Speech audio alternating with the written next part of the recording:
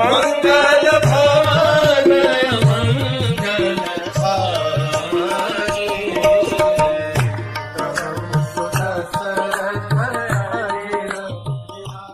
हरे कृष्ण। कल हमने देखा किस प्रकार से मंथरा ने कैसे सिस्टमेटिकली कैकेयी के मन में अच्छे से जहर भरा and Kaikeyi now was convinced because it was not only about Kaikeyi, it was about Bharat, her son and Ashwapati, her father. Kaikeyi कहने लगी कि हे मंथरा, तुम मुझे बताओ अब मैं कैसे अपने सबको संभालूं, अपने आप को, अपने बेटे को, अपने पिता को और अयोध्या को मैं कैसे संभालूं? कृपया तुम बताओ, तुम्हारे कुब्जे में सारे राज छुपे हुए हैं। तो मंथरा कहने लगी, कैकेयी मैं सब बताती हूं, बस केवल सुनो। बहुत समय पहले, तुम जानते हो, तुमने शंबरासुर नामक दैत्य के साथ युद्ध करते हुए दशरथ महाराज की जान 2 बार बचाई थी। एक बार जब शंबरासुर ने महाराज दशरथ को पूरी तरह मूर्छित कर दिया था, तब तुम जल्दी से महाराज दशरथ का रथ जो है वो कोने पर लेके गई, नहीं तो मर जाते। और उसके बाद फिर से जब दशरथ महाराज सुध-बुध में आए, शक्ति प्राप्त करके फिर से शंबरासुर के साथ लड़ने लगे, तो शंबरासुर ने महाराज दशरथ के रथ का एक पहिया तोड़ दिया, एक व्हील बाहर आ गया। तब तुमने अपना हाथ अंदर डाल करके रथ को सीधा रखा था, और ये देख करके दशरथ महाराज की आंखों में आंसू थे, और उन्होंने तुम्हें 2 बार उनकी जान बचाने के लिए 2 वरदान दिए। याद है तुम्हें कैकेयी? उस समय तो तुमने कोई वरदान नहीं मांगे, क्योंकि उस समय तुम्हारी कोई इच्छा ही नहीं थी। एंड दोज बून्स, वो जो वरदान है, वो अभी भी दशरथ महाराज की वो जो प्रोमिसेस हैं, वो अभी भी जिंदा है, और आप उन्हें अब क्लेम कर सकती हो। कैकेयी वाले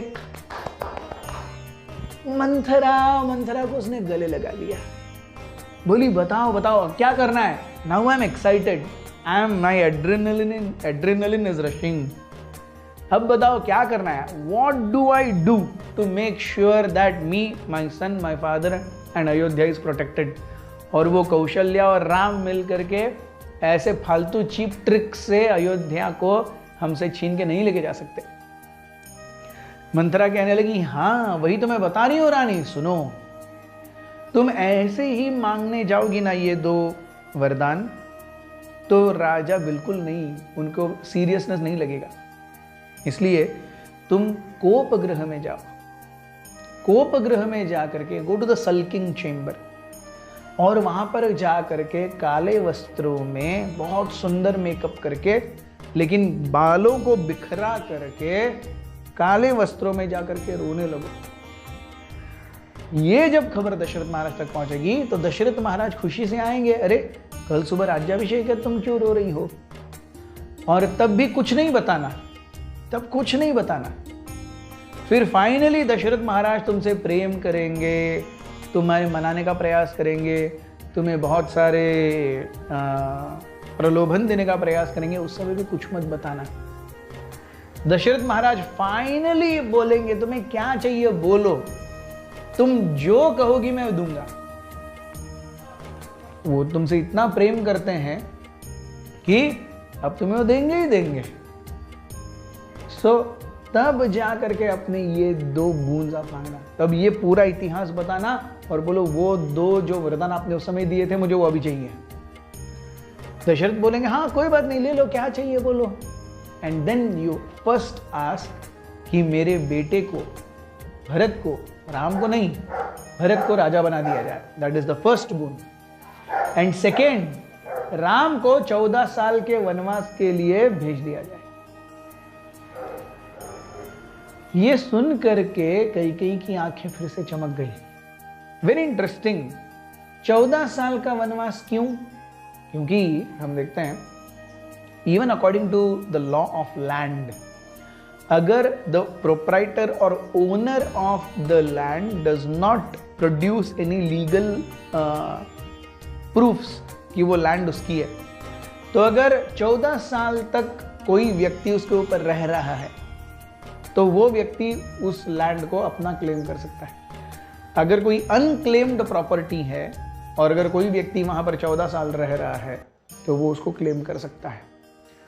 सो ये त्रेता युग के नियम थे, 14 साल तक। द्वापर युग में ये 13 साल हो गया था। इसलिए हम देखते हैं पांडवों को 12 वर्ष का वनवास और 1 वर्ष का अज्ञातवास, total 13।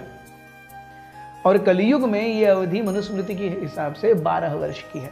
So if 12 years somebody is not doing anything on a set tract of land, और कोई दूसरा वहां पे रह रहा है, सो वो जो दूसरा वहां रह रहा है वो उसको अपना क्लेम कर सकता है।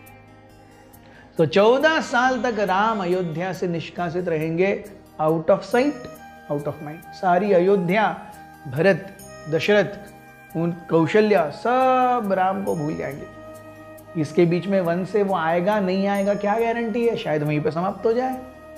आएगा भी तो भी भरत अपने इतने अच्छे स्वभाव से और गुणों से अयोध्या वासियों का मन ऐसे अपनी ओर खींच लेंगे कि राम को भूल ही जाएंगे, फिर तुम्हारी सारी समस्याएं खत्म।